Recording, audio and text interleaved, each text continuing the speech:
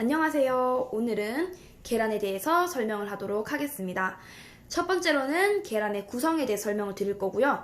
두 번째로는 계란이 어떤 기능을 하는지, 세 번째, 신선한 계란은 어떤 특징을 갖고 있는가, 마지막 네 번째로는 기출문제에는 어떤 문제가 나오는가에 대해서 설명을 하도록 하겠습니다.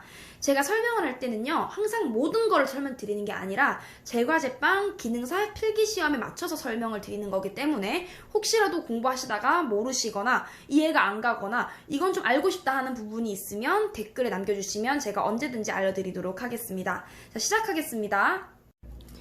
먼저 계란의 구성을 보도록 하겠습니다. 계란은 껍질, 흰자, 노른자 이 세 가지로 나뉘어져 있는데요.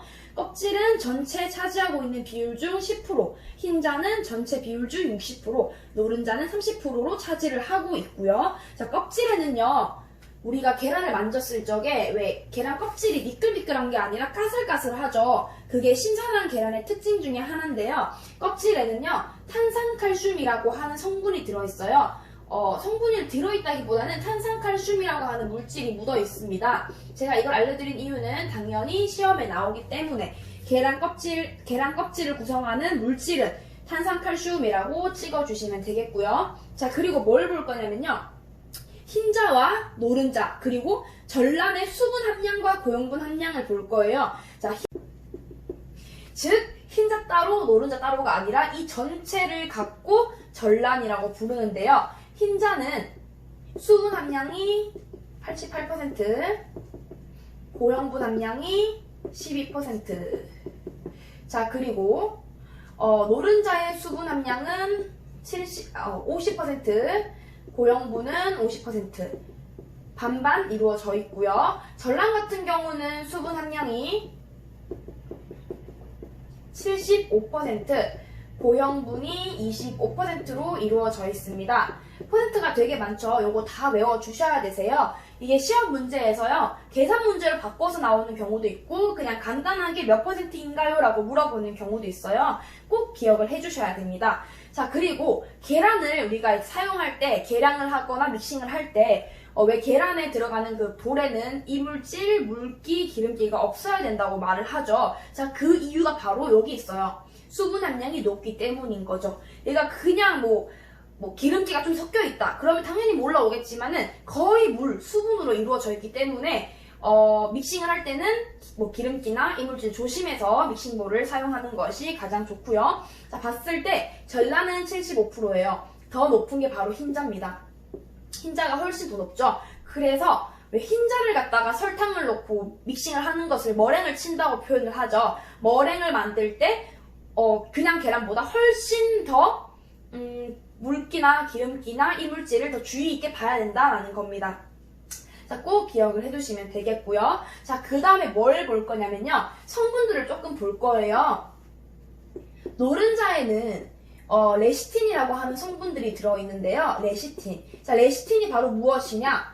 유화제입니다. 천연 유화제, 다른 성질들을 섞어줄 수 있게 하는 물질, 천연 유화제인데요. 이거는 무기질 중에 인과 지방, 인지방, 지질이라고도 해요. 인지질로 이루어져 있는 거예요. 노른자 속에는 인지질인 천연 유화제인 레시틴이 들어있다. 이것도 시험에 정말 많이 나오기 때문에 반드시 기억을 해주셔야 되고요. 그리고 이거를 우리가 실기로 접목시켜서 말씀드리자면요. 왜 우리 크림법 기억나시나요? 크림법 아세요? 크림법? 네, 크림법이라고 하는 것은요, 간단하게 설명드릴게요. 자, 크림법은 보통 쿠키나 머핀 여기 많이 사용을 하는데요. 유지, 버터나 마가린이나 쇼트닝을 넣고 유지를 넣고 설탕을 넣고 믹싱을 해서 계란을 나누어서 넣습니다. 계란 나누어서 믹싱하는 방법인데요. 요 방법, 제과의 믹싱법도 제가 다음에 설명을 드릴 거지만 어쨌든 이렇게 믹싱을 할 때, 자, 계란을 나누어서 믹싱을 해요. 왜? 유지는 말 그대로 기름입니다. 지방이에요. 계란은 거의 수분으로 이루어져 있어요. 자, 그래서 기름하고 수분은 섞이지가 않기 때문에 나누어서 넣게 되어 있습니다. 나누어서. 자, 이때 중요한 거는요. 노른자를 먼저 넣는 것이 훨씬 분리를 막아준다라는 겁니다. 왜? 방금 설명드렸죠? 노른자에는 천연 유화제인 레시틴이 들어있기 때문에 이 레시틴 성분이 분리를 조금 막아준다. 나누어 믹싱할 때 노른자를 미리 넣어주면은 좀 더 분리를 막아준다라는 겁니다. 요것도 기억을 하시면 되겠습니다. 자, 그리고 흰자를 넘어가서요. 흰자에는요, 어떤 성분이 들어있냐? 콘알부민이라는 단백질이 있어요. 자, 콘알부민이라고 하는 것은요, 전체 흰자의 13%를 차지하는 항세균 물질이에요. 거의 철하고 강하게 결합하고 있는 단백질 중에 하나인데요. 이 콘알부민은 다른 외부에서의 세균들을 막아주는 물질이다라까지만 기억을 하시면 되겠습니다. 다음으로 계란의 기능에 대해서 설명을 드리겠습니다. 계란은 첫 번째로는 계란의 노른자가 색깔을 내어주고요. 그 다음에 다들 잘 알고 있는 영양가가 풍부한 제품이에요.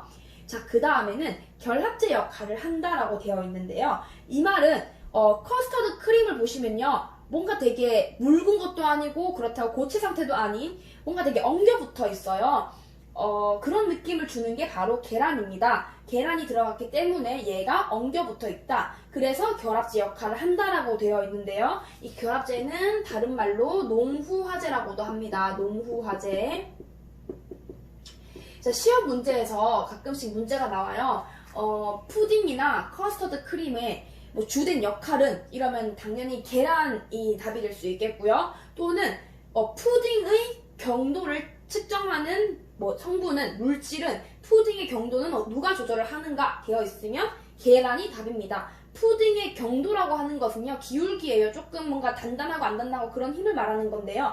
푸딩도 보면 되게 말랑말랑하면서 뭔가 폭신폭신하지만 얘가 뭔가 쓰러지고 그런 건 아니잖아요. 그게 계란이 잡고 있다는 거죠. 그것도 꼭 반드시 기억을 하시고요. 자, 세 번째, 팽창 기능이다 라고 되어 있는데 이거는요, 나중에 실기를 해보시는 분들은 아실 거고요. 안 해보신 분들은 잘 모르시겠지만은 제가 빵 설명을 했을 때 빵에 부푸는 성질은 이스트가 한다라고 되어 있었어요. 이스트가 빵을 부풀게 한다. 그런데 계란은 제과에서는요, 계란이 부푸는 작용을 해요.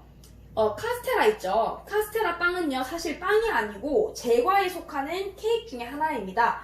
카스테라는 계란을 믹싱을 해서 이 계란의 힘으로 얘를 팽창시켜서 부풀게 만드는 건데 그 뜻이에요. 계란의 팽창 기능. 모르겠으면 예를 들어서 그냥 스펀지 케이크나 카스테라를 생각하시면 되겠습니다. 자, 그 다음 쇼트닝 효과라고 하는 것은요, 조금 부드럽게 만들어준다라는 거예요. 노른자 속에, 아까 뭐라 했죠? 노른자 속에는 레시틴이 들어있는데 그 성분이 바로 인과 지방입니다. 거의 지방으로 이루어져 있어요. 노른자가 보통 단백질이다라고 생각하시는 분들도 많겠지만 사실은 노른자는 거의 지방 성분입니다. 그래서 다이어트 하시는 분들이 왜 노른자 안 먹고 흰자만 먹잖아요. 그거예요. 자, 계란 노른자에는 지방 성분이 들어있고 이 지방이 반죽을 조금 더 부드럽게 한다. 쇼트닝 효과를 준다라는 뜻입니다. 이 네 가지를 꼭 기억을 하시면 되겠습니다.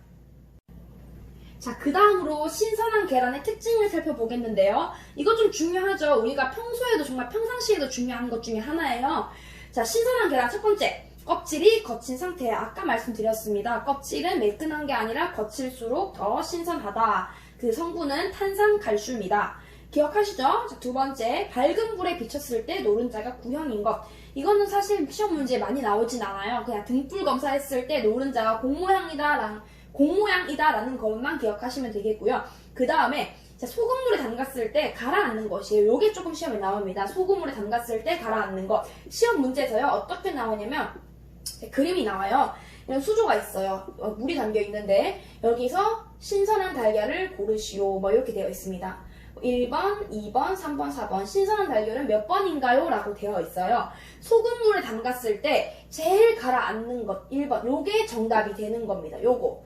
떠있으면 떠있을수록 계란은 오래된 거예요. 비중이 가벼워지면서 점점 올라갑니다. 그래서 바닥에 가라앉는 거 요거를 꼭 뽑아주셔야 되고요. 그 다음에 기식이 없음. 요게 조금 아까 거랑 접목을 시키자면요. 그거 본 적 있으세요? 그 계란을 깼는데 삶은 계란을 깼어요. 삶은 계란을 깼더니 계란이 왜 계란처럼 나와야 되잖아요. 근데 깼더니 모양이 요렇게 파져 있는 거예요. 요렇게 파져 있어요. 이렇게 본 적 있으시죠? 여기 뭔가 한 곳에 뭔가 누가 먹은 듯한 느낌, 뭔가 쏙 들어가 있는 느낌. 자, 요게 바로 사실 기실이라고 하는 거예요.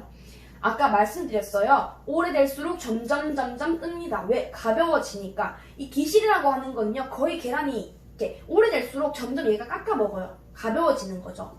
그럼 요게 거의 공기인데 당연히 가벼워지니까 뜨는 거고, 이 기실은요 많을수록 좋은 게 아니라 거의 없는, 그냥 거의 없어야 돼요. 없어야지만이 무겁고 그쵸? 신선한 계란이다 라고 할 수 있는 겁니다. 기실 꼭 기억하셔야 되세요. 기실이 없을 것. 자, 그 다음 노른자의 높이가 높은 것입니다. 우리가 후라이팬에 계란 후라이를 하려고 딱 떨어뜨렸어요. 노른자 있고 흰자가 이렇게 터져요. 자, 이렇게 된 계란이 있고요. 또 한 번은 노른자가 퍼지면서 흰자가 이렇게 막 퍼지는 계란이 있어요. 어떤 계란이 좀 더 신선할까요?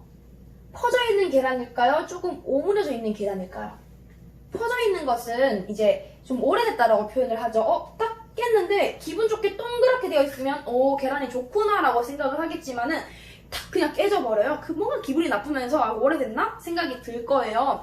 자, 노른자의 높이가 높은 것입니다. 이 말은 흰자랑 노른자가 퍼질수록 가까워져요. 요게 아니라 노른자가 이렇게 뽕긋하게 있고 흰자가 이렇게 밑으로 이렇게 자리 잡고 있는 것을 말합니다. 자, 이거를 우리가 난황계수라고 해요. 이게 0.36에서 0.44 수치가 좋다고 하는데, 난황계수가 높을수록, 즉 숫자가 많을수록 클수록 좋다라고 표현을 합니다. 난황계수가 높을수록 노른자의 높이가 높고 신선하다라는 것까지 기억을 하시면 되겠어요.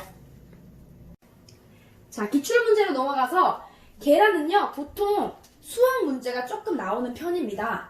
자, 첫 번째 문제, 전란 1000g 대신에 밀가루와 물을 사용한다면 이라는 문제가 나왔어요. 보통 우리가 전란, 계란이 없다고 해서 밀가루랑 물을 사용하진 않죠. 근데 시험 문제에는 이런 게 나온다는 거예요. 자, 전란 1000g 대신에 필요하다. 그럼 어떻게 대체를 해야 되냐? 간단합니다. 전란이라고 하는 것은 아까 뭐라고 했죠? 껍질을 제외한 흰자와 노른자, 먹을 수 있는 부위예요. 전란에 들어있는 수분 함량과 고용분 함량만 안다면 구할 수 있는 문제입니다. 수분 함량은 75%, 그리고 고용분 함량은 25%.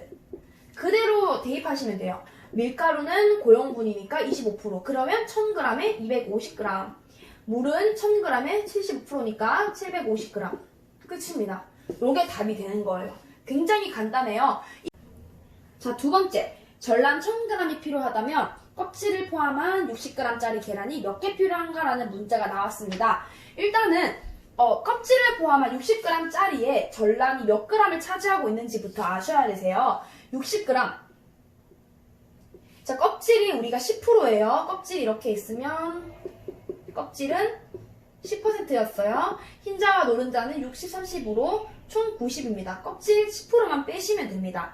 60g에 그럼 90%죠. 0.9를 하면 54. 즉 60g짜리 계란에는 54g인 전란이 들어있다가 되는 거고요. 그러면 간단히 끊었어요. 1000g 나누기 54 하면 답이 나오는 거죠. 18.52. 그러면 답이 되는데, 자, 문제는요, 이제 문제가 첫 번째가 이제 17개, 두 번째가 18개, 세 번째가 19개, 네 번째가 20개. 이렇게 답이 나와 있어요. 1, 2, 3, 4 중에 답은 무엇인가? 그러면 우리가 18.51개가 필요합니다. 이 0.51을 버릴 수가 없어요. 무조건 올림을 하셔야 되세요.